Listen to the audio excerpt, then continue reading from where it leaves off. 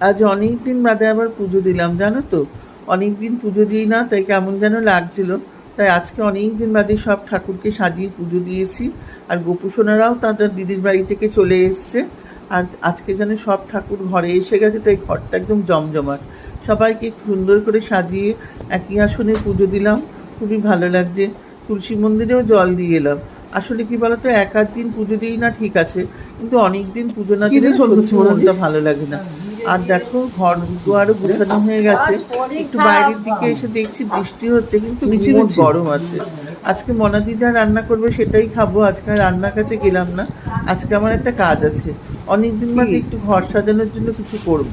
আমি অ্যামাজন থেকে কটা টেবিল ম্যাটের অর্ডার দিয়েছিলাম, টেবিল ক্লথ আর টেবিল ম্যাট। সেটা এসে গেছে।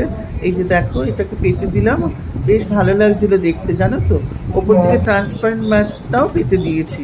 আর এই যে টেবিল ক্লথগুলো রাখলাম। কিন্তু কতদিন আমি গুছিয়ে রাখবো? আমার না বেশি গুছিয়ে রাখা হয় না। কারণ কি, আমার 3-4টে বিড়াল আছে, 3-4টে বিড়াল ছেলে।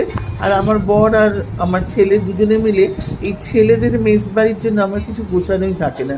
যাই হোক, গুছিয়ে নিলাম, বেশ ভালো লাগছে দেখতে।